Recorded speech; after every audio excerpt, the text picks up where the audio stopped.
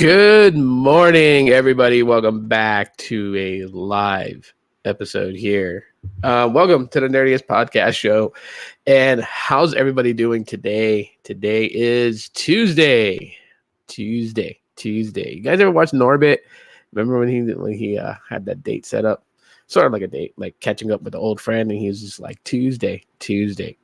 Like it's constantly Tuesday. Well, that is today. Today is Tuesday. Put out a tweet last night letting everybody know that today's episode, basically I was going to give you guys my thoughts, my opinions, my feelings about mobile technology today, the way that it's going, how things have been with mobile technology, and a little bit more to add on to that too, as well as we now know Dish Network acquired Republic Wireless. So I'll kind of give my thoughts about that just off jump. But anyways, like usual, before I get even started at all whatsoever, shout out to those people who are members of the channel. Really appreciate you guys for hanging in there with me throughout thick and thin. Really appreciate that in my YouTube retirement days. But yeah, thank you guys so much for that. And for those people who want to help out with the show, with the podcast and everything like that, this is how you can do it through PayPal. There's a link and ticker down there. But the ultimate biggest way that you guys can just, help out, obviously, one, you're already doing it by watching this. And then two, smashing that like button and sharing this on social platforms for other people to discover. So anyways, let's just kind of dive into it. Mobile technology today and the way mobile technology is, it has become dull. I hate to say it because there are people out there who are still a bit enthusiastic about mobile technology, and there's nothing wrong with them being that way, feeling that way, or even advocating for it. There's nothing wrong with that. I'm not going to argue that point with anybody who would even come and say it like, no, Tito, you're entirely wrong. You don't know what you're talking about, man. Mobile technology is at the pinnacle, but it's really not. It's really not anymore, in my opinion, in my eyes. The way that I see mobile technology today is just it's so different. It's so different than what it was, back in 2012, back in 2013. Mobile technology today has come to what I like to say, it's reached that glass ceiling. And we don't even know if any manufacturer is going to break through. I mean, we see attempts by different manufacturers out there. We see these attempts that they're trying to do, and it's totally, like, I'm not knocking them for trying. I'm not knocking them for trying it at all. You know what I mean? Like, more power to them. You know what I mean? Right now, Samsung and foldable technology, and that's where they're trying to take this and elevate it to this point. And it looks like it might be what's catching on, because you have Google that's going to be releasing a foldable Pixel. There's always endless rumors of Apple creating a foldable iPhone. There's just so much going on. I mean, you have LG and the LG Wing. Nice try. And nothing wrong with the phone, nothing wrong with the LG Wing, but there's just, that's not something that's brand new to the table. We've seen that type of technology before with the little swivel dual screen type thing. Not really dual screen, because the original phone that actually did that was just like a screen, and it swiveled into like a T shape, but then there was the dialer pad underneath. I mean, that was like, that phone was on Verizon, I believe, and that was like way back in the day, like 2005, 2006, roughly around there, that we saw something like that, a refreshed design with the LG Wing, the LG Chicken Wing. But like I said, it's a good attempt. I'm seeing a lot of people actually enjoying and loving the LG Wing and what it can do. So when it comes to mobile technology, what we best get all the time is candy bar style touchscreen displays and stuff like that. And you also got to think too, like when touchscreen came out, I mean, that like revolutionized the mobile tech industry. Like, everybody was just going bananas over a touchscreen display. Like, we had, when the Apple iPhone released in 2007, there were companies that was trying to play catch up with it, right? Like, you had Samsung and the Instinct models, if you guys remember those. The Samsung Instinct, which had its own proprietary software from Samsung on it, was made to compete against the iPhone. I think there's like various other companies that had like touchscreens, but their touchscreens was a little bit different. Capacitive touchscreens was like mostly seen in premium devices, and then resistive touch displays was in mid-range devices. Problem with that, is that Samsung then figured out like, okay, like we need something more powerful to compete against the iPhone back in the day, because the iPhone was just it did a little bit more than what like the Samsung Instinct did, or it looked a lot better on iOS than it did with Samsung's proprietary software. It wasn't really until Android hit the scene when things kind of like started to shake up. You know what I mean? Android coming out with the HTC G1, capacitive touch display. Android could do a lot of things, and then the bonus of that was that you had a slide up QWERTY keyboard. I remember just going cuckoo for Cocoa Puffs when it came to the HTC G1, because I watched a lot of Chris Chavez's videos on custom ROMs for it and things like that. Remember just doing extensive coverage on the HTC G1 that was released on T-Mobile. And so we had our two main operating systems that still exist till today. We've had other ones, we had Palm OS, we had Windows, and those fell by the wayside. BlackBerry eventually followed in suit, and BlackBerry just kind of doing a different route, kind of just creating the hardware and then relying on Android as a software for its hardware. But that's, that's to be seen. Later on down, as time progresses, as Android grows and as iOS just kind of slows down on its growth, because that's how I viewed the mobile tech industry then. Excuse me. I mean, that's how I viewed it then. iOS had a head start because it came out in 2007. And by it coming out in 2007, it had a pretty much a heads up, right? Like Android coming out a couple of years after. Android, slow growth. The UI was just, to some people, the UI was just ugly. It was just crappy. It wasn't going anywhere. It just wasn't doing what people expected it to. But that's just because I don't know if people remember back in the day, a lot of people really wished that Android was like iOS. Like anytime iOS had a feature, Android would be heavily compared to it. And then people who were on the Android side, some people were just like, why can't we have this? iPhones have this, It was like that for a long time until Android pretty much caught up to iOS. And at a certain point, actually passed iOS. When you're talking about innovation on the mobile OS feature side, we're not talking about hardware side, Android started to do it. They started to, become a trendsetter themselves, because iOS was always setting the trend. Android was always like 2 steps behind, just kind of copying that. But then Android surpassed iOS and started setting the trends, because this is where, between 2013 and 2018, we started seeing a lot of people take to social media. When iOS ended up getting a feature, people were just like, welcome to 2012 iPhone, or welcome to 2013 iPhone, because Apple didn't implement that type of feature into their mobile OS until later on down the road. And, people would argue the point. They'd be like, Apple doesn't do things unless they can perfect it. Android may have came out with it first, but, Apple perfected it. There's always this talk of back and forth when it comes to mobile OS wars and things like that. The reason I'm mentioning all this is because back then, even though, there were subtle changes to the operating system, subtle changes to the hardware, very, very minor incremental changes. The thing about it was that back then it mattered. It mattered to me. It mattered to a lot of people.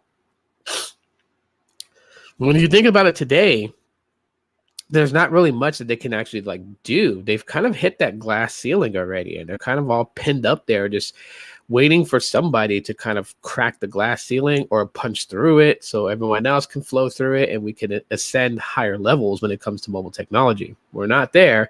We're at that glass ceiling and they're all stuck there. Because if you kind of look at it, like in the last 3 years, the most talked about innovative feature that comes to mobile technology today is all pertaining to cameras. It's all pertaining to it, night sight and night mode. And, I can see in the dark camera sensor is really what's, like the talk of the town when you kind of think about it. When, subtle small things. I mean, Google's trying with its AI and Android, Like they brought some very useful things, Like call screening. the ability for your phone to screen your calls. Hell, the most recent one was the hold for me feature, where if you're on one of those business phone calls where you have to wait for a representative, you literally can turn on hold for me, where hold for me listens to the hold music so you don't have to. And then when a live person comes back on the call, it notifies that live person 1 second the caller is coming back to the call, and it alerts you at the same time, letting you know that there's an actual operator on the other line, and you can get back on and talk and do your business, whether you're calling your cell provider, you're calling your bank, you're calling whatever it may be. You can get that taken care of. So, I mean, here's the with just those subtle changes and stuff like that, they kind of excite, but they kind of don't. You know what I mean? We haven't really seen big changes. And, playing devil's advocate here, it's almost as if, like, if you think about it, mobile technology, while it does grow and advance, it also kind of seems like that it's kind of like a mop bucket. I know that's kind of a weird analogy to kind of express this, but when you look at the mop bucket, right, it's never really changed. The ones that janitor uses, the yellow ones or the metal ones, it has like the bucket itself that holds the water. Then it has that little thing on top of it that you can like squish all the water out of the mop so it's not heavily soaked in water while you're mopping. You know what I mean? And people look at it and say it's a dumb design. But since that came out, since the conception of that, and it was brought to the public, have you seen anyone change it for better, like completely change it or come out with something completely different? No, because it's built to last.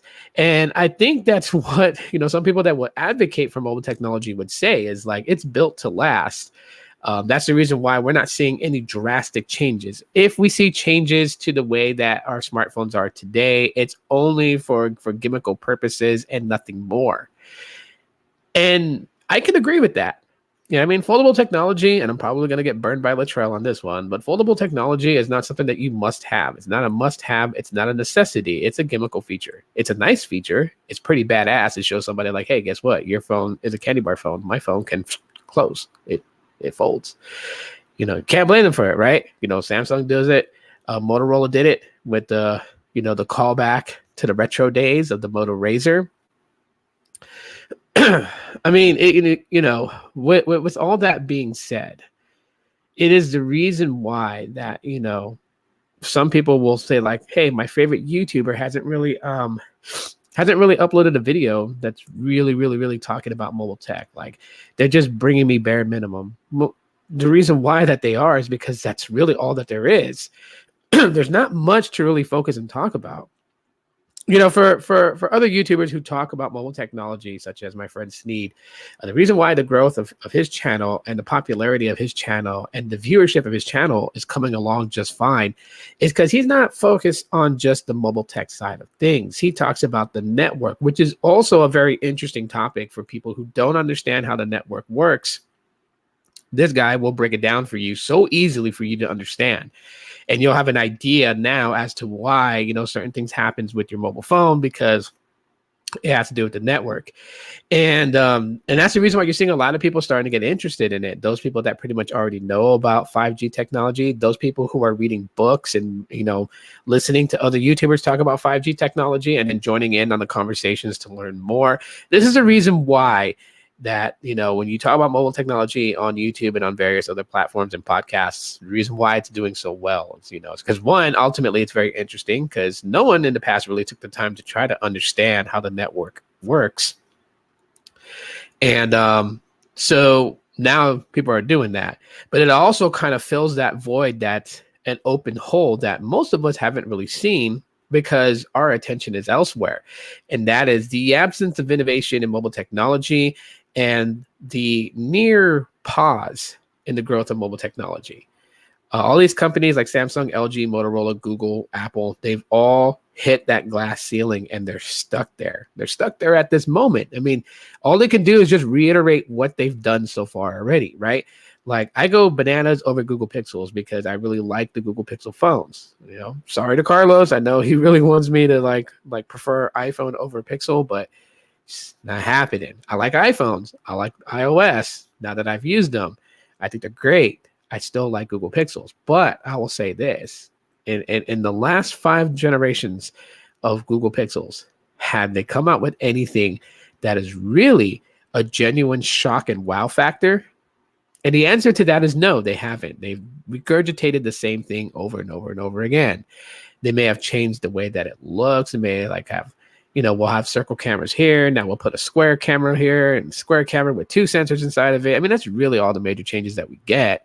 We don't get anything that's drastically different. You know what I mean? And I think part of that has to play with, what happened with LG and in the LG G5. I mean, that was a major fail. A good attempt on LG to try to bring something different. Modularity was what they were aiming for. That's just because Google had Project Aura. And Project Aura was supposed to be the first true modular phone, a phone that you can interchange pieces of the phone to change the characteristics of the phone. Project Aura was just like, it was going to be the game changer. But a lot of companies didn't back Project Aura because it would kill their vision of what they were going to do with smartphones. You're talking about Samsung and LG and HTC and them not really backing Project Aura.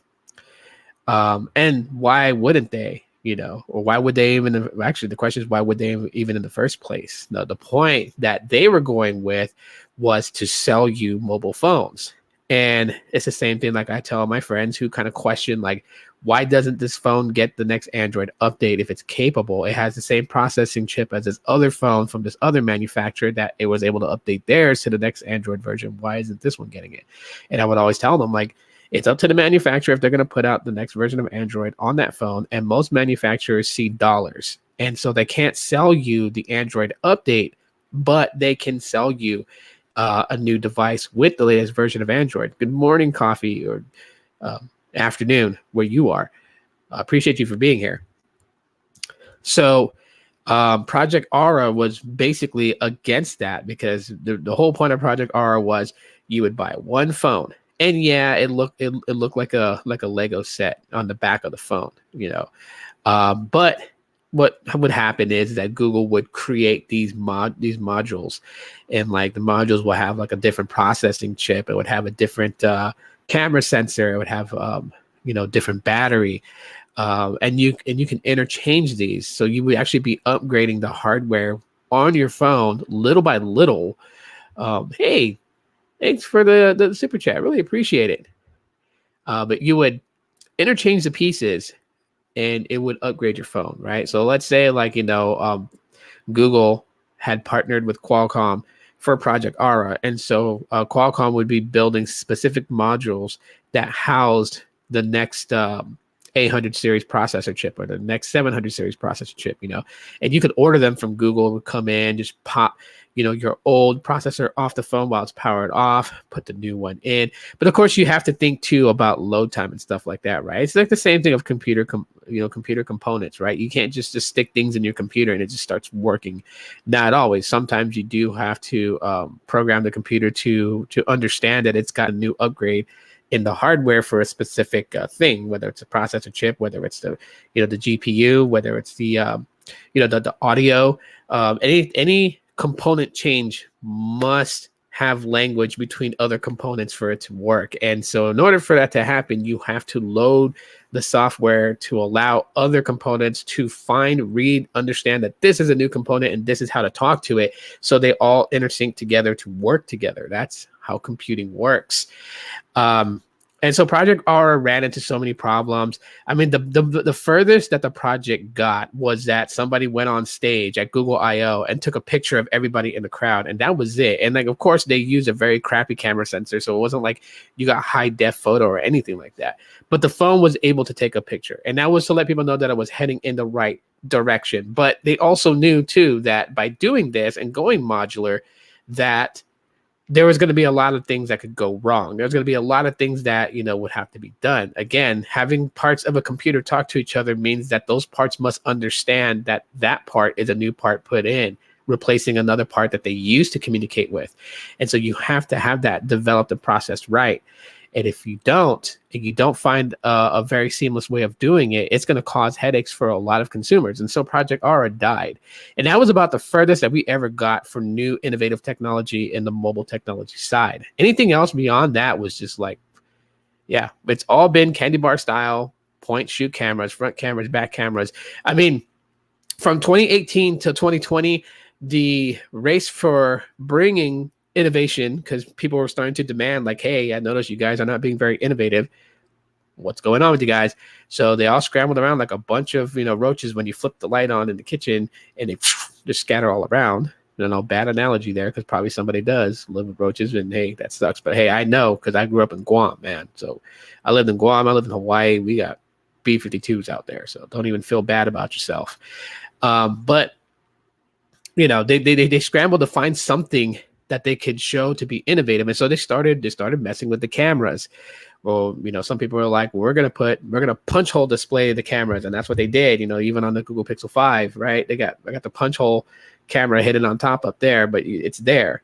OnePlus decided to hide their cameras. And so we'll put a selfie cam on the very top that's motorized. So when you flip on your camera app to take a selfie, that thing will pop up, and we'll also use it for face recognition and this and that and the third. You had the notch, you had the teardrop notch, you had all people just being like trying to be innovative with a selfie camera. Alongside that, trying to provide features to the camera that would wow people, like AR mode and night sight shots and astrophotography and those types of things. I'm not downplaying those things. I'm just saying that that's what they relied on as a way to seem like they're trying to be innovative when they're not. They really hit the glass ceiling. So because of this is the reason why mobile tech videos aren't as lively as they could be.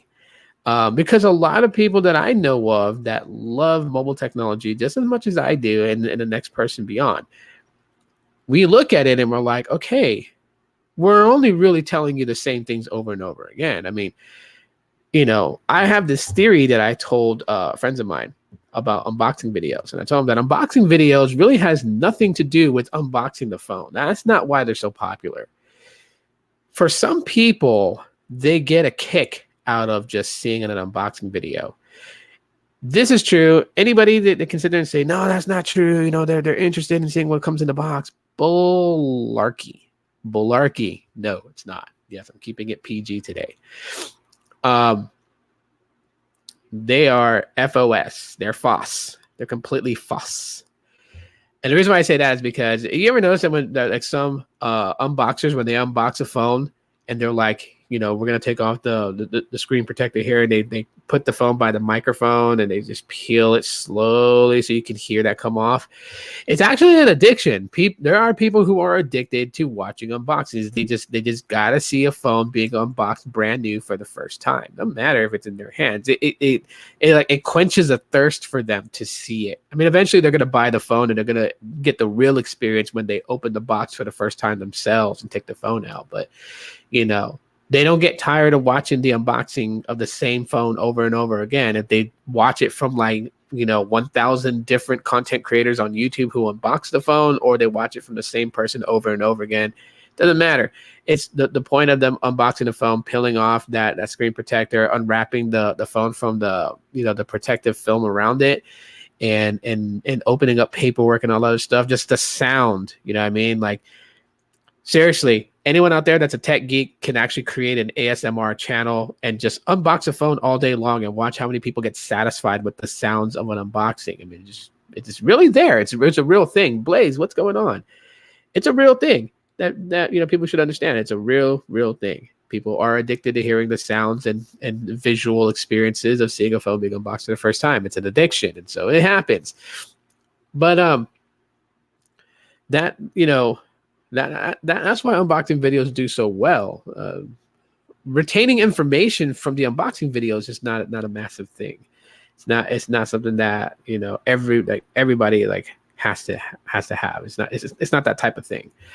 And that's really all it is. So today when it comes to mobile technology, when it comes to the space, when it comes to that, this is what a lot of content creators are kind of stuck at. So some of them report news or, articles that they read and they share it and discuss it and talk about it.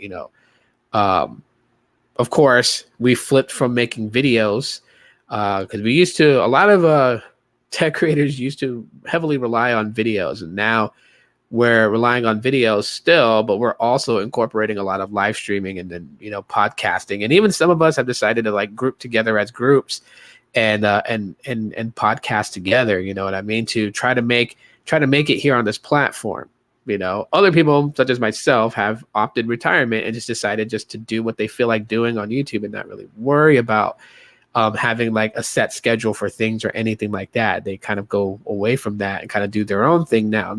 Still talk about the things that they enjoy talking about and will incorporate more. And that's the reason why is there's not a lot going on in mobile technology right now that any of us don't know about. The whole purpose of, at least for me, in my thinking, the whole purpose of a content creator who talks about mobile tech is to help share and teach others about mobile tech. I mean, it's really that. It's really, sharing perspectives and helping people understand mobile technology a lot more. But there's not a lot more to teach anymore or to share anymore. Good morning, Gene, and welcome. Happy to have you here. There's not a lot anymore that you can, because a lot of consumers today have done their research and done their homework. They're not dumb. So other creators, because there are some other creators out there that I've come across that make videos and talk about things and act pretty stupid and pretty much paint consumers as idiots. And they're totally wrong for doing that. Consumers are not idiots. You'd be surprised how many consumers know more about mobile technology than the creator themselves. Caleb, hey, good afternoon and good morning to you too, sir. You'd be surprised how many consumers out there know more than the creator does. It happens. And I don't like creators that are like that patronize consumers and, make them act like consumers don't know any better. Consumers know. I should put that on a t-shirt and sell that. Hashtag consumers know. They know. But yeah, there's not much happening in the mobile tech space. This is the reason why it's such a watered down, dull place now. I mean, people are kind of eating outside of their plate right now just to kind of like bring stuff to go. There are others who have seriously considered just stepping into a new realm and closing out their channels. And it's really sad to say, and also really sad to hear. I hope that some of the ones that, have talked with me that, say they're going to close out their tech channel on YouTube and create a whole new channel, talk about a whole new different subject. Hopefully they keep their tech channel and they come back to it every now and then and bring some videos for those people who took the time to subscribe. Because that's the main thing that, I look at when it comes to this whole YouTube game, is like those people who subscribe to me. They took a chance in subscribing to me, so I got to bring them something. It may not be entirely what I used to do before, but I got to bring them something. And, so I kind of mix it up a little bit with technology and movies and video games and just, off the wall subjects or whatever. This totally, it's just a thing just to bring something out there to people. But as far as like mobile technology today, it's not really doing anything big. But like, understand this, while I'm saying that mobile technology today is not doing anything big, it's not to say that it's at its end point. This is not the end game for mobile technology. This is just a dry spell, if I can put it in context. It's just a dry spell of mobile technology for now. Some company is going to get that thunderbolt's going to hit them in the head, and that developer is going to like go to the board of directors and everybody and say, hey, I have a great idea for the next evolution state of mobile technology. And then that's going to start coming into play. Who knows? It could be holographic, phone calls. It could be a little cube. Could you imagine someone developing a cube that sits in your pocket, very small, nothing big, nothing bulgy that's going to make anyone think that, you got a chubby going on, but just, discreetly enough able to fit in your pocket. Could be a cube. And then that cube could, have a call. And that call could be just like how Star Wars has a, holographic call, a little, digital imagery of a person you're talking to that's sitting in the palm of your hand. And you're just like talking to them like, yeah, like you keep an elf in your pocket. When the call's over, you just put your cube in your pocket. Who knows? Somebody may have already thought about that and may already be in the works of it. Technology grows differently. It doesn't always grow the same. Like sometimes things could be innovative in such a short amount of time because you have like the brilliant minds working together and creating all this stuff. And that's totally great. And it's a good collaborative team. But sometimes technology takes years in advancement to actually get to where it needs to go. It could have started back in 2012 and be introduced in 2020. Morning, baby Yoda. Force is strong with you, bro. That could be totally the case. That's like, it's not one size fits all in mobile technology. And if anyone comes in with that concept in their head trying to push that type of narrative, you're completely off your rocker if you feel that way. Technology does not go the same way. It's not one size fits all. It works many different ways. Some develop fast, some take time to develop. It just what we have access to, and what is now. People don't really actually maybe think about this off jump, and I'm not saying that people are dumb. I'm just saying, like, it doesn't come off, it doesn't come in people's minds. Like, even some of the best geeks out there don't even think about this on a daily. But when you think about technology, sometimes the reason why technology takes a lot longer to grow in the specific field area of the technology is because maybe a key component that would make that technology actually work has not even been invented yet. Some people don't even think that. Be right back. All right, bro, take your time, man. Do what you got to do. I'll be here probably for another half hour. But yeah, I mean, that does happen, like, it just has to be innovative. So mobile technology today, we've hit the glass ceiling. That's where it's at right now. And this is the reason why that there's not a lot going on with news, with phones. I mean, we're too busy right now looking at all the different details of what goes on in it, that we're not actually seeing, like, major shifts and major changes, the stuff that we're actually wanting. Even though we're not out here screaming it every day, we're actually wanting to see something new. So that's what I feel about mobile technology.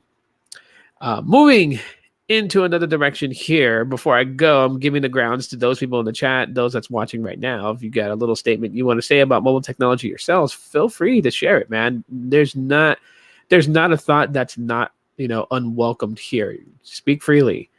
I would say I want something new. Yes. I want a small phone. What did you think about my little statement of what I call the Cube, a little small device that basically does holographic calls? Would you carry something like that? I mean, you could literally make it private. If someone was like, how would the call be private if it's a hologram of somebody talking to you? Well, you can always pair it with, like, Bluetooth earbuds. And then, people will see the holographic image of the person's mouth moving, but they won't hear sound. But, I mean, what do y'all think about that? Like, if they could just, like, find a way to make a micro cube that can do holographic calls, how badass would that be? But then again, you also got to think too, like, with every bit of technology that's created, something always weird comes out of it, right? Like, I predicted this, and I talked to some of my friends about this. If we had holographic calling like they do in Star Wars, one of the most top things that's going to happen with it is that someone is going to create, how they have sexting on text messaging, and then they brought sexting to Snapchat. Now, just imagine that they brought that mentality and that thing to holographic calling, man. That's just going to be insane. Your kids that have cubes with holographic calls, you're going to have to really monitor their stuff because you can't. Yeah, you don't want them doing anything like that. Let's see. Gene says, I'm getting a Pixel book with my stimulus money. Need to replace my Chromebook. Okay. And did you go check one out at Best Buy? Why isn't the Pixel 4a in white? It's 5G, correct? Pixel 4a 5G is 5G, and yes, there's already a white variant. Someone got one already. You gotta order it through Google Store, I think, and they run out pretty fast. I mean, think about it. When they released the blue version of the Pixel 4a, that sold out quick. That people go after those strangely odd colors. Looking at the Google Store. Oh, okay. How much is it at the Google Store right now? Let's see. We'll go. Let's check it out. Store.google.com. Typing one-handed. Pixelbook. Laptops. Pixelbook Go. Oh, they got protective cases and everything. I should look into that and protect my investment here. $649, or you can finance it at $27.04 a month for 24 months. That's pretty much, I mean, that's what I paid for the Pixelbook Go, $649. With taxes came out to $708. So yeah, about there. You saw an orange Pixel, like the Pixel 4 also orange, because I know the Pixel 4, its color, its exclusive color was the Oso orange. So I know that one had an orange. Now, if you're talking about the Pixel Book, Pixel Book is actually comes in black and in like a peach pink color. There you have it right there. That's what I have, but I have the black one. That's what I'm using right now to live stream. I have the black one. I don't have that color.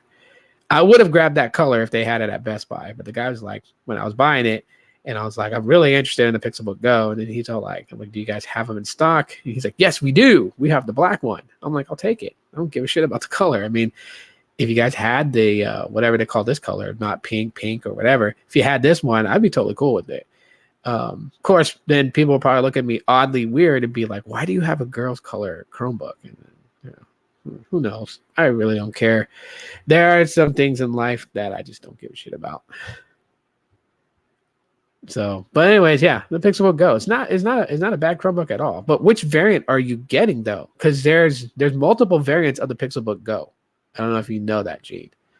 I got the very base one, which is just 64 gigs of storage on here, and I forgot how much RAM.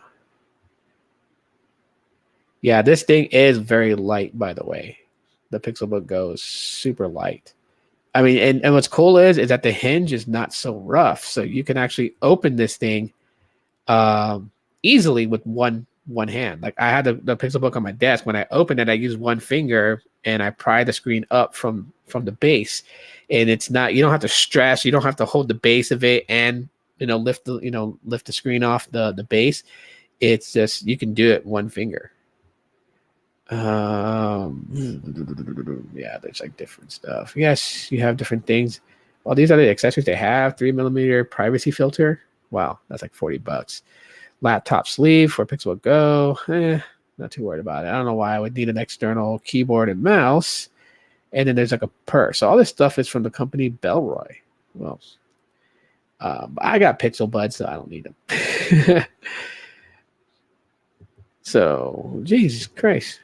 Okay, here we go. I was like scrolling through all that, and tech specs are right there. Dual cam. Yes, that's right. It does have that.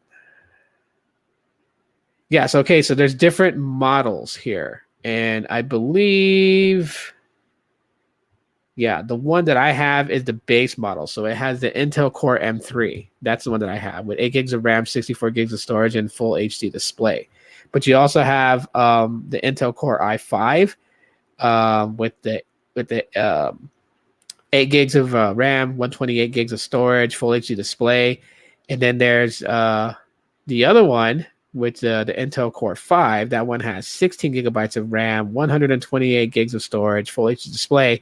And then you got the powerhouse one, which is the Intel Core i7, 16 gigs of RAM, 256 gigs of storage, 4K Ultra HD display, well, HD molecular display.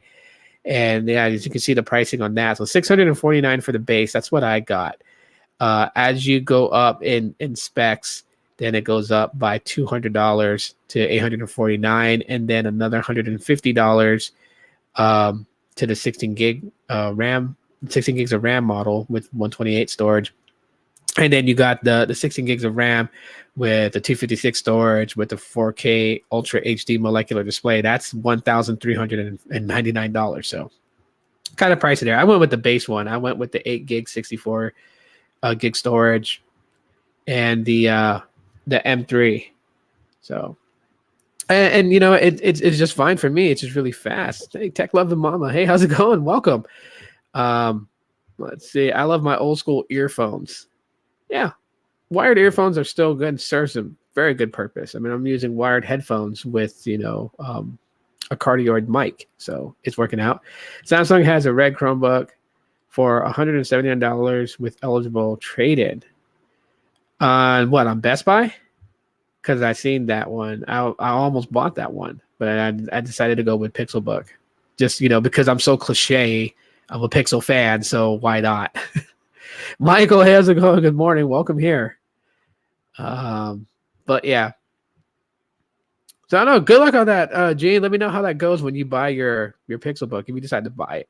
But you don't have to go with the Pixelbook. You can always go with a really good Chromebook. I mean, it's up to you. But Chrome OS is fine. It's very lightweight. I mean, there's not a lot you can do with it if you're like, if you need it for like business stuff and everything like that. And, it can serve its purposes to a degree. But if you need like installing like major software and stuff like that, and then a Windows laptop is where you're going to want to go with that. But if you just need something light, live streaming, gaming, watching movies, and just using some of the stuff that you use on Android, because Chrome OS, you can install Android apps on it, and a Chromebook is fine. But if you want to go with a Pixelbook because you want to have a Pixelbook, by all means, go for it. I can tell you right now, the base model Pixelbook is solid. It's fast. So I can only imagine that if I had the money to burn to invest in the Pixelbook Go that has the Intel Core i7, I can only imagine just how good that one is if the very base model of it is really good, in my opinion. It was faster than the previous Chromebook that I had. And the previous Chromebook that I had was actually pretty good. And this is a hell of a lot faster. And dang, I'm getting a lot of notifications on freaking on my phones here. Someone commented on one of my YouTube videos, so big shouts out to them. All right, so also to kind of discuss here for the last half of this podcast this morning, so I'm pretty sure you guys probably heard about it, but Dish to buy Republic Wireless. Now, if you guys don't know what Republic Wireless is, it is a prepaid MVNO company that has been around for quite some time, but hardly ever gets any spotlight shined on it. It kind of utilizes the same methodology as Google Fi. So, like Republic Wireless, the plans that they had and everything like that, they mainly wanted you to connect to Wi-Fi and open hotspots. It had various different plans that would allow you mobile data access. Even they had a plan that didn't give you mobile data access, just phone calling and text. And then for your data, you had to rely on some sort of Wi-Fi. And if you were always around Wi-Fi, the way that they saw it was a no-brainer. Connect to Wi-Fi and you'd be good. And I think that plan, when they had that plan, if I'm not mistaken, that plan was like $5 a month. But anyways, this comes from NASDAQ. If you guys don't know what NASDAQ is, yeah. You'll figure it out who NASDAQ is. Anyways, they posted an article about a day ago, and what they say is that Dish Network Corp said that it plans to acquire Republic Wireless, an MVNO service operating on the T-Mobile network. Upon close, Dish will assume about 200,000 customer relationships, the Republic Wireless brand, and other supporting assets. After the acquisition closes, the existing Relay division of Republic Wireless will continue to operate as a standalone company and will become a wholesale customer on Dish's 5G network. Relay provides communications and productivity solutions for frontline teams in hospitality, facilities management, manufacturing, healthcare, and education, and will remain headquartered in Raleigh, North Carolina. Republic was formed in 2011 with the goal of delivering wireless service the way it should be. The transaction is expected to close in the second quarter of 2021. Upon close, Rob Curry, Dish Senior Vice President of Ting Mobile and MVNO platforms, will lead the Republic Wireless business. So that was published by NASDAQ. Very interesting to see Dish actually acquiring all these various different companies. So Dish has Boost Mobile, and now they have Ting, and they're going for Republic. They use T-Mobile's towers here too. Nice. Do you have Republic Wireless? Tech Love and Mama, let me know if that's one of the companies you've used, and if you used, please share with us if it was like good or bad. See, Michael says that was Jane. My school is still on lockdown. Oh well, that won't take too long, Michael. Places are opening back up. Big thumbs up. I like my new phone. I was in the mood for a different mobile OS that allowed me the freedom to do as I please. What did you get? Let me see. Did you post it? What new phone did you get, Michael? Please share with everybody here. But it's interesting to see that Dish making moves, and in my opinion, that's actually needed because since Dish is now the fourth carrier, it needs to have a solid foundation in order to be in the mobile game, right? Uh, Before, when we had the fatal four-way, literally Sprint and T-Mobile were the small companies, and then Verizon and AT&T were the huge companies, right? And I mean, you want to talk about fair competition and everything like that. I mean, yeah, they were still competing against each other, but you know what? I mean, you had the two small companies come together. So Sprint and T-Mobile came together and literally just become one company. But of course, you can't have a triple threat according to the FCC. It's not fair. So literally, Dish became the fourth carrier, and it's going to be some time before their network is rolled out. But you know, we're seeing them make advancements. Now, I know people who use it and worked for them as a remote customer service agent last year for a little bit. Oh, okay, yeah. I remember what's his name? That guy that used to be with Phone Dog. The hell is his name? Aaron Baker, I think that's his name.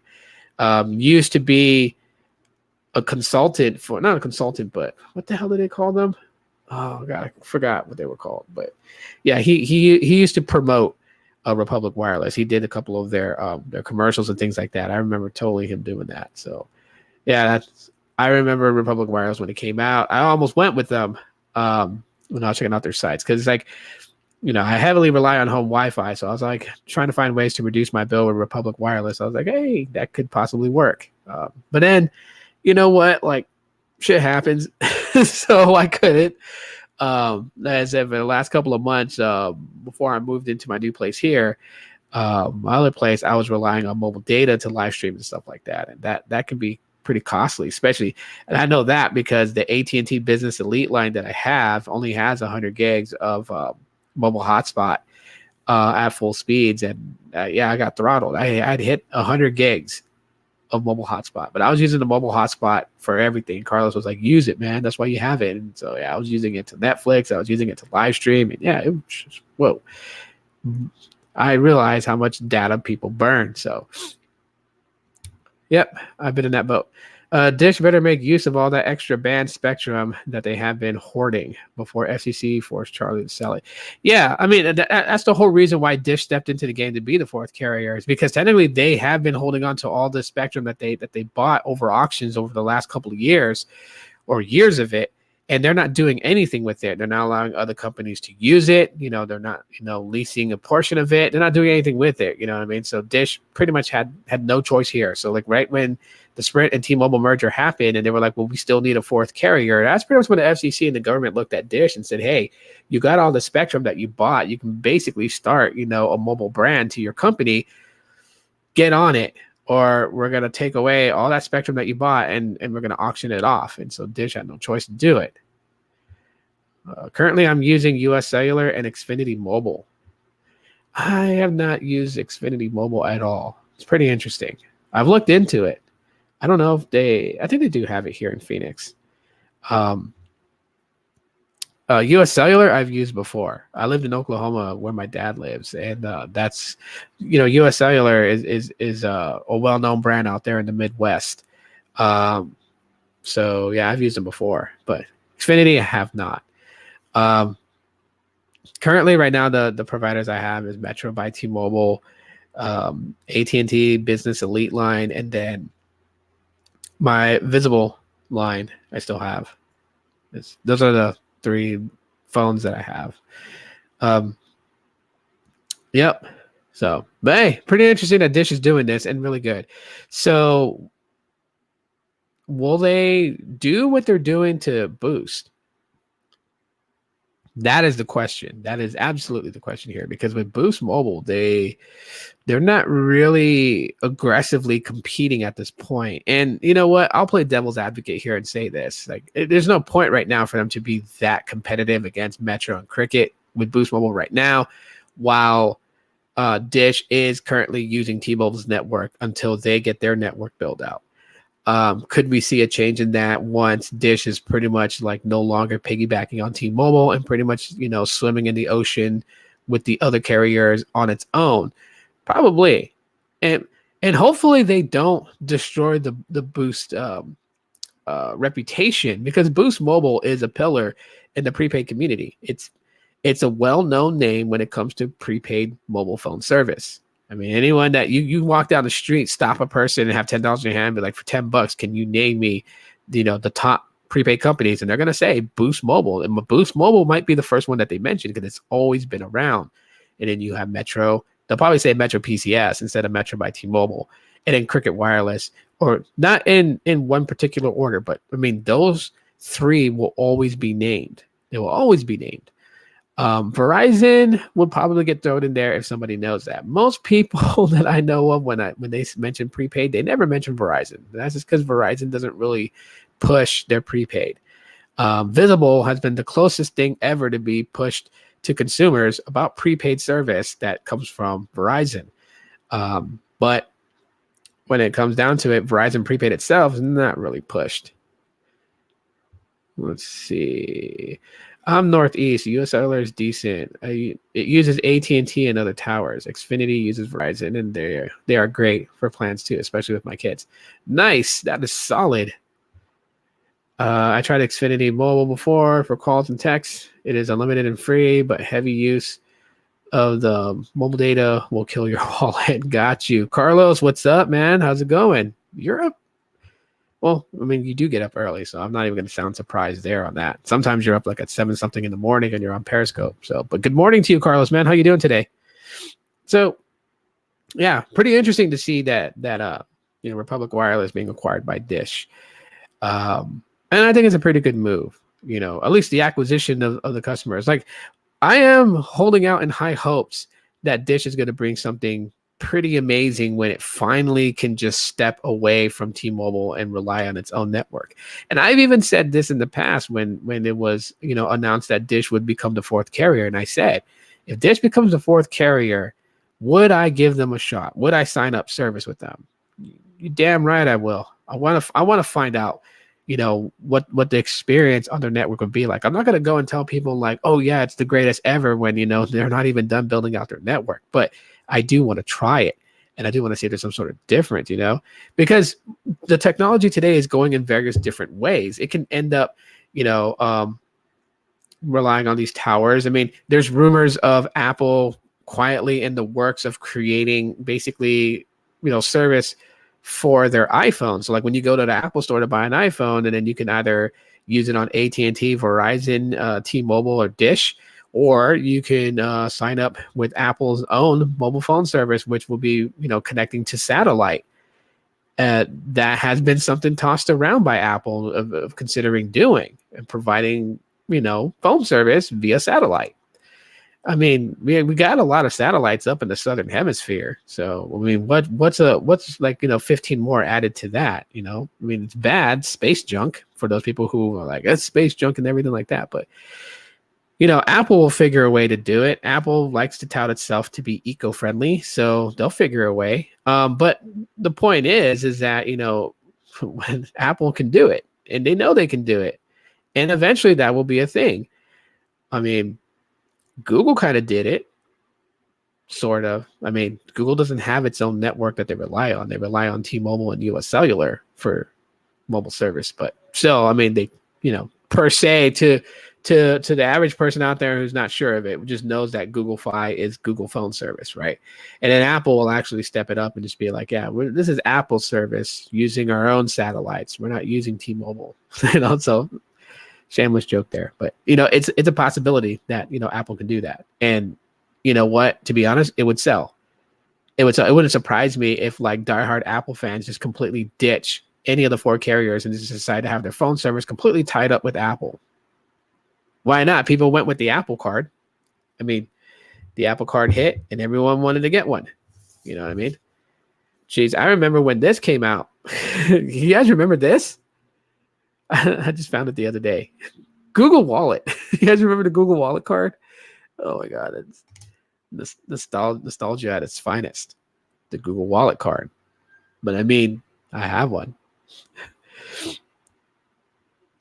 Let's see. Where I am, Xfinity Mobile is 45 unlimited, everything with 5G2 included. Wow, that's cool. That's what my husband is on. Then I have 3 lines sharing 3 gigs for $30, but that's it. I don't pay a line fee. Gotcha. Wow, cool.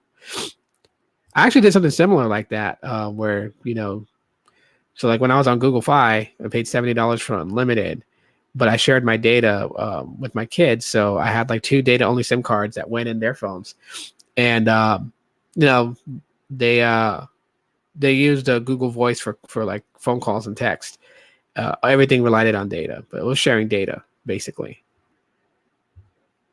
So Michael says, I have school at 10:30. I woke up at 5, could not fall back asleep. So I said, screw it. I'll take a nap after class. Lockdown on PST is messing with my sleep patterns. Ah, gotcha. Show some love. Make sure. Oh, appreciate it, man. Appreciate it. Yeah, it's definitely, that does help me out to hit the thumbs up. And yeah, if anyone had popped in and it was your first time here, what the hell are you waiting for? Hit subscribe and hit the bell and choose all. Technically, according to YouTube, you'll never miss a notification from me, but we know how YouTube's notification system is. It's all jacked up. Xfinity also has 1 gig, it's $15 a month, 10 gigs to share is $60 up to 5 lines. This does all include 5G too. Xfinity hotspots are everywhere, especially in the city, so you can save money. Yeah, that is cool. Republic, I feel like Republic, Xfinity, and Google Fi kind of had that same concept. They all really want you to kind of rely on open hotspots and home Wi-Fi to try to reduce your bill, right? Because if you're not doing the unlimited on Google Fi, you're doing the Google Fi Flex, right? It's $20 for unlimited talk and text, and then $10 per gig. So you can pretty much like control what your bill's going to be like. And let's say your home always, and you rarely ever step away from your home, you can really have like a mobile phone bill that's like $21 a month. Gene says, I had Republic Wireless. It was great. Why'd you leave them then? Republic Wireless was great when it was on Sprint. Oh, gotcha. Yeah, that's right. Republic Wireless did use Sprint. I mean, that was for mobile connectivity, but then they really, really emphasized connecting to mobile hotspot for data. I remember that. By the way, what's up, Jose? Then Gene says, yes, it was great. But you left them. Why? Why'd you leave them? Or do you still have them, and that's like one of the carriers that you have? Because I know, Gene, you have multiple carriers. I'm not going to say which ones, but I know you have multiple carriers. So is Republic still one of them that you keep? Yeah, no, I was asked because I have like home Wi-Fi and everything right now that people were wondering, am I going to go back to Google Fi? And there's just no reason for me to switch from Metro back to Google Fi. Metro's actually doing pretty good. So you're doing good. I'm doing good myself. Yes, in my area, it was Sprint and T-Mobile, then the merger in my area. Sucks to have T-Mobile. Yeah. I think that was like the same way for people with Google Fi. They had Sprint, they had T-Mobile. Then it's merged together, so now it's just T-Mobile and US Cellular. I mean, there are still active Sprint towers all across the country. They're very scattered and they're rare. It's like a unicorn type of thing that, so some people can still find a Sprint tower and they can connect to it and connect to band 41, and then they'll tweet screenshots of it. I use Google Fi because of its call forwarding feature and the ability to switch between physical SIM and eSIM. Yeah, but I did notice this though, Jose, when it comes to that whole eSIM thing. But when I used eSIM on Google Fi, it just seemed to me like the speeds got slower than when using an actual physical SIM. So I ended up activating a physical SIM on Google Fi, which is just easy. You just put the SIM in the phone and then you reset network settings and then sign into Google Fi on Wi-Fi and let it provision and set the physical SIM back up.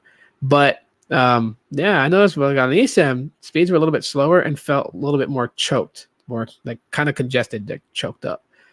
I don't know, this is probably me.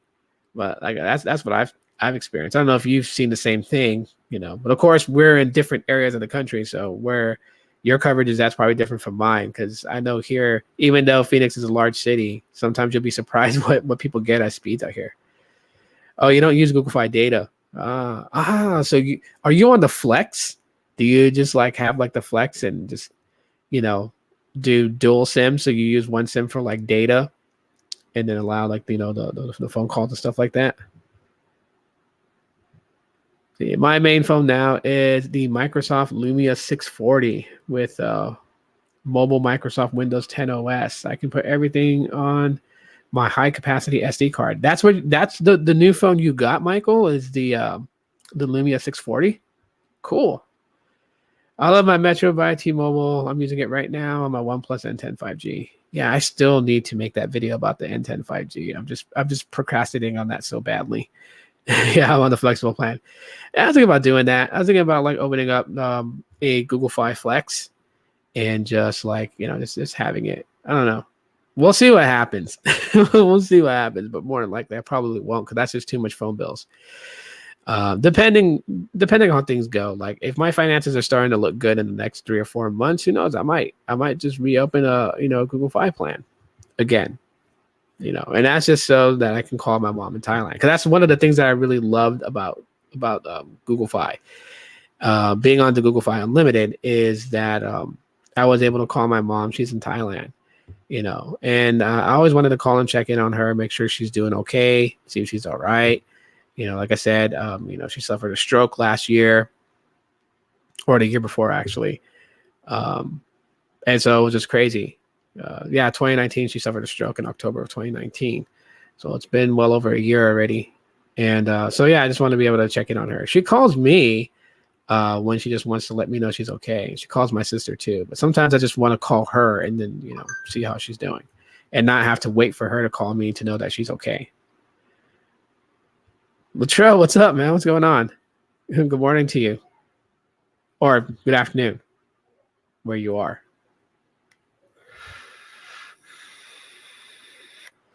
Yeah, so I don't know. I don't think I will return back to Google Fi. Not at this point right now. Honestly, and yeah, taking some time to think about it, because I know I was advocating like Google Fi should, do some sort of partnership deal with Verizon or with AT&T, but that actually wouldn't be a good idea, only because if they did do some sort of partnership with, like, say, like Verizon or AT&T, literally what would happen is that Google Fi's plan would go up.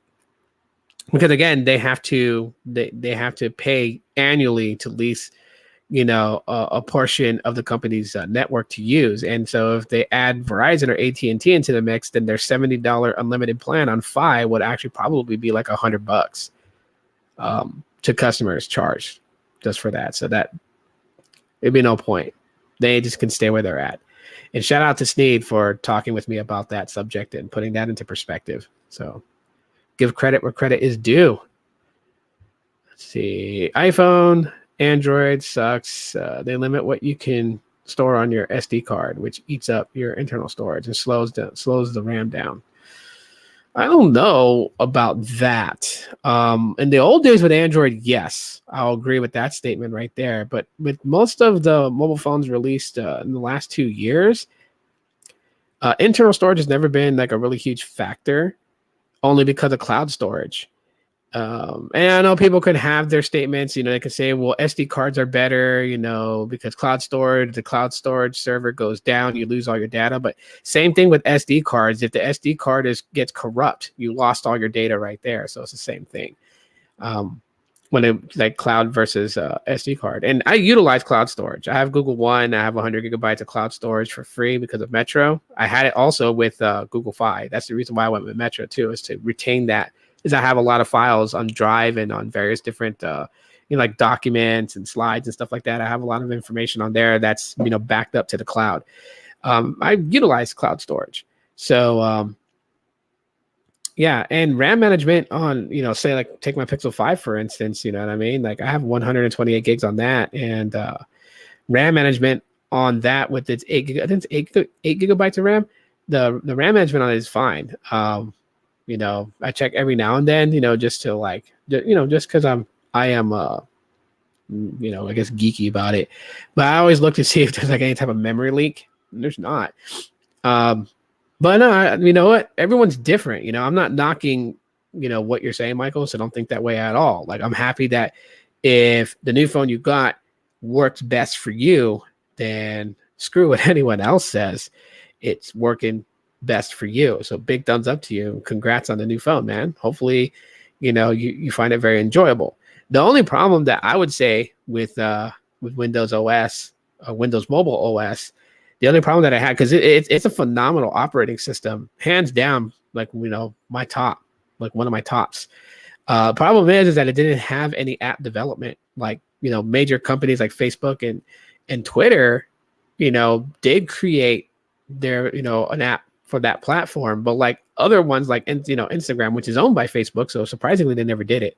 But like, Instagram, Snapchat, and all that other stuff, never did. You had third-party developers, and most of these people that develop these third-party applications for these platforms, were based, in India from researches that was done.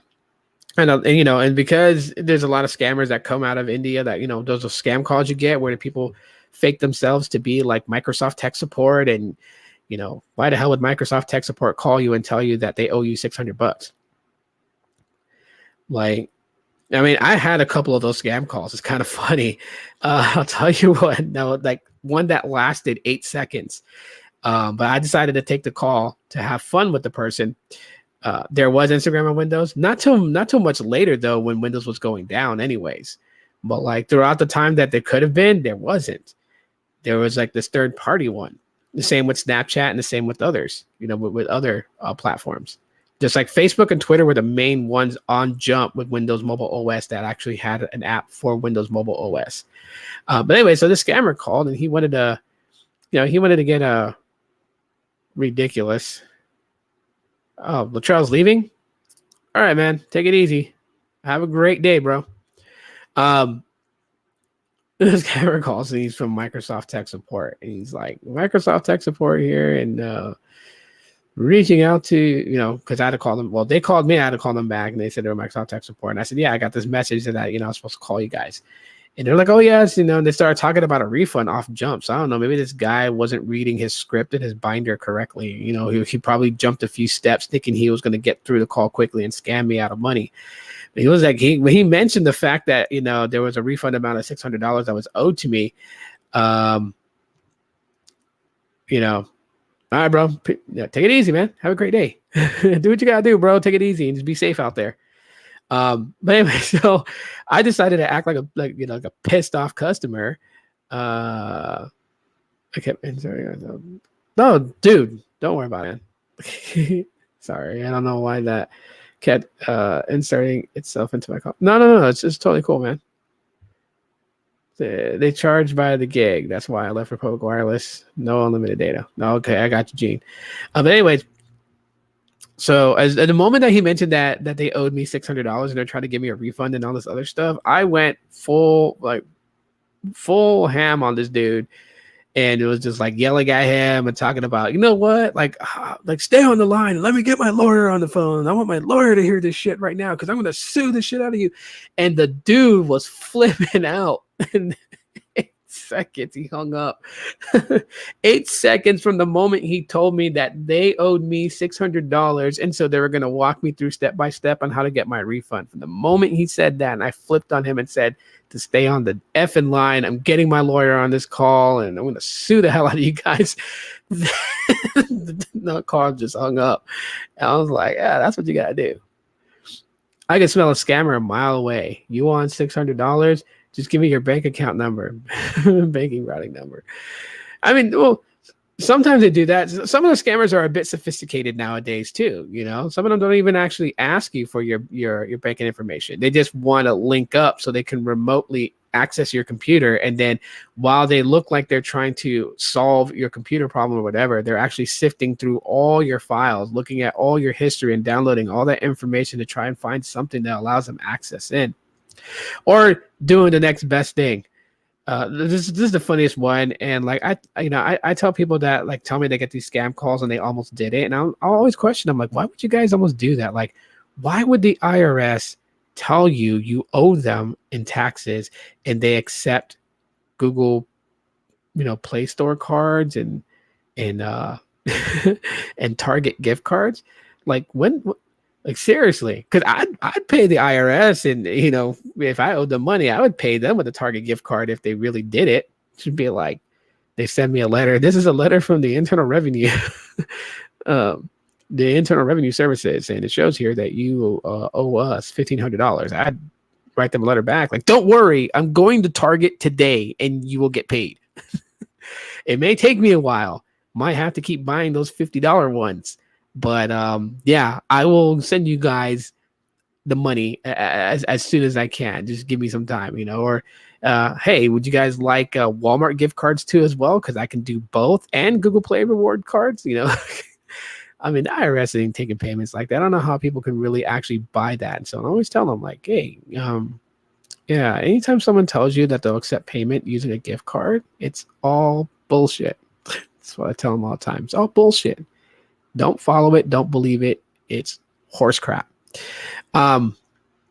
So yeah, like all these that scammer, man. When I went bananas on him, he was just like I'm pretty sure I can imagine what his face reaction was. It was like, holy shit, this guy is mad. He's calling his lawyer. Like I don't think they thought that someone would actually yell at them and say like, oh, you guys owe me money. You guys screwed me over. I'm getting my lawyer on the phone. I'm going to sue you guys. Like they didn't expect it. They thought people would hear that they would get a $600 refund and be okay with that. But see, that's how scammers don't really know. I mean, we have people that have go through all walks of life. There are some people that are always down on their luck, and so when they hear a $600 refund, they're gonna bite. That's the fish that's gonna bite because they're not thinking of anything bad. They're like, hey, this is a break for me. $600 is a break. And then you got those people that walk that path of life that's just like decent and carefree. And so when they hear that someone owes them $600 and like they got took for $600. Yeah, they want their money back, but now they're thinking of litigation. Let's see. I think it's my ass and hang up on them. My mom taught me since I was little, IRS never calls, never give SSN over the phone, and if you're not sure, ask them to mail a letter or whatever they're calling for. I wish others were taught this. Yes, that's true. The IRS is not going to. They're not going to call you. They don't call you when you owe them money. The IRS doesn't have to because they have special abilities. The IRS has one special ability that will just burn your ass hairs. If you owe them money and you don't make contact with them and you don't file for an extension and you don't do anything else like that, there's one thing the IRS can do that's going to burn your ass hairs if you have no communication with them. And that is they'll just reach their hands into your bank account and start garnishing money out of it. And they can do that. They can. So they don't need to call you. They'll wait for you to call them and try to talk with them. But then they won't even really talk to you on the phone. Like they'll take general questions over the phone. But if it's anything that has to do with you owing the IRS money or anything like that, they'll just refer you to an actual physical on-site location to talk to somebody. They won't really do the personal stuff over the phone. Even with verifications at times, sometimes they won't even do it. They'll just refer you to come into an office and speak.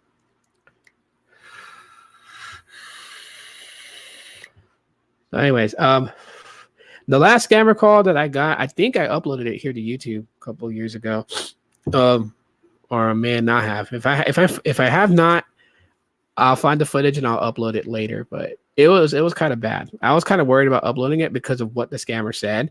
But I went through about like 25 minutes of the phone call talking to the person, and the guy wanted me to take a picture of my my banking info. This one actually asked for my banking info, and they wanted me to text a copy of the image to this phone number it gave me.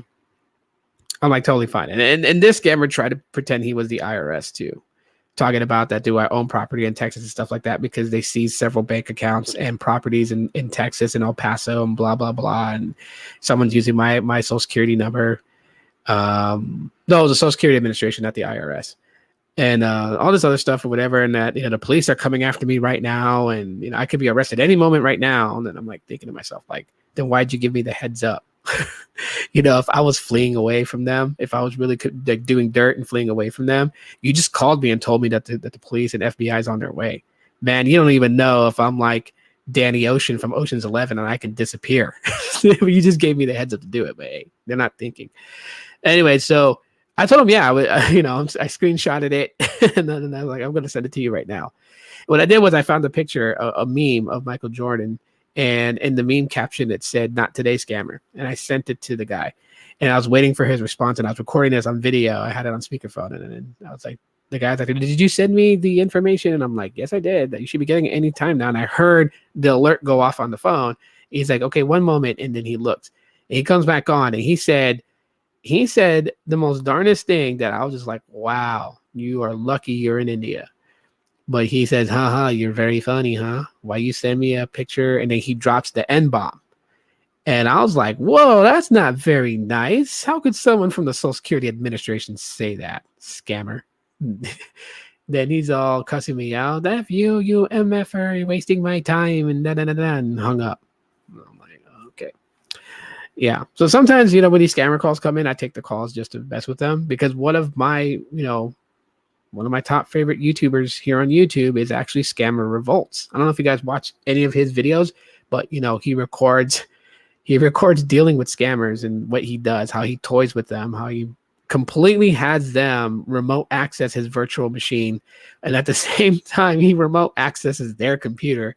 And the goal is always the same in every video he does. He deletes the files that they have on there, and then he goes in and he changes the password to the computer, and then he adds a sys key, and he tries to do that in the allotted amount of time that he has to do it before they unplug the computer or they disconnect remote access.